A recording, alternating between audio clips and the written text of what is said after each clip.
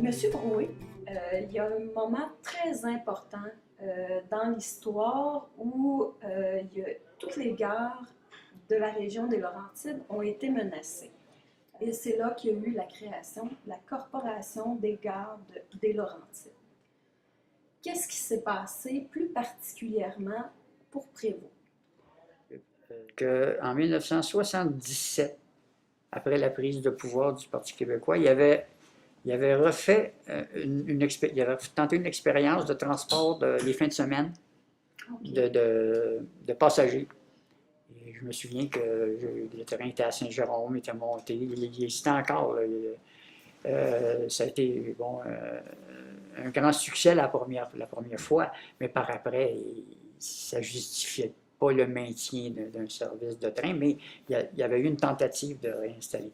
Et là, mais là, c'est là le CP s'est dépêché à ce moment-là à enlever les rails, défaire les rails, et voulait vendre l'emprise en pièces détachées aux municipalités. Et, il y a et là, nous, les citoyens, on avait mis sur pied la Corporation des gares des Laurentides. C'était un regroupement de toutes les gares ensemble pour les sauvegarder, pour en faire autre chose.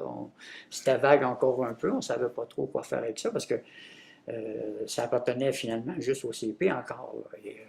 Et à ce moment-là, on avait un historien qui était allé à Ottawa examiner les archives du CP. Et il s'était rendu compte que l'emprise de chemin de fer de Montréal avait été donnée au CP par le gouvernement de l'époque, en 1850-60, pour l'utilisation du chemin de fer. Alors, on a ameuté quelques députés fédéraux qui posent des questions à la Chambre des communes. Comment ça fait que là, ils voulaient vendre, puis ça avait été donné. Alors, le CP, étant un petit peu mal à l'aise avec ça, avait décidé, ben, OK, on va vendre ça une pièce. Puis, nous autres, puis là, ils ont tout enlevé les rails. Alors, chaque municipalité pouvait décider quoi faire avec la gare et le terrain. Donc, il y en a qui ont démoli leur gare. Et à Prévost, la municipalité avait pris une résolution de démolir la gare parce que, bon, ils jugeaient beau. C'était pas encore. Il se faisait du vélo, du vélo sauvage, là, c'est sur la piste, puis il ne voyait pas encore l'opportunité de ça. Puis là, on est en Là, on est en. Moi, je dirais qu'on est en 80, disons. Là, okay. 82, 83. Et là, face à ça, à un moment donné, je reçois un téléphone, puis d'autres, on s'appelle. Les instruments, les machineries lourdes sont ici pour démolir la gare. On s'est ramassé une trentaine de personnes. On s'est installé entre la machinerie et la gare pour dire non.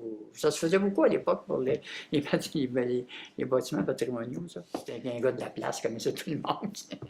Fait qu'il a appelé la municipalité. La municipalité a dit, ben là, retournez-vous-en, on va voir ce qu'on va faire. Là. Et après ça, après les négociations avec la municipalité, ils nous ont dit, ben, on vous donne 1 an. Si vous voulez faire quelque chose de la gare, vous avez 1 an pour faire quelque chose, sinon après ça, on démolit. Et c'est là que là, on s'est mis à... Là, on a fait le comité de la gare de Prévost. On a fait une première corvée. Il y a eu deux grosses corvées une première corvée pour la rendre un petit peu habitable, parce que là, elle avait quasiment été incendiée à un moment donné. Là, il y avait des squatteurs là, fait qu'on a fait une première corvée pour la rendre un petit peu utilisable. Ça, c'était en 82-83. Je vous ai montré une photo tantôt là, du groupe. Là. Puis vous voyez l'état de la gare. À ce moment-là, les fenêtres, il n'y avait plus de fenêtres, il n'y avait plus rien. Et il y a eu ça, c'est une première corvée. Et, puis là, et après ça, c'est ça. Après ça, moi, j'ai quitté, par exemple. Là, je suis allé travailler à Montréal, puis un petit peu à Ottawa, partout. Mais je sais qu'il il y a eu une deuxième corvée plus accentuée pour la rendre telle qu'on l'a aujourd'hui.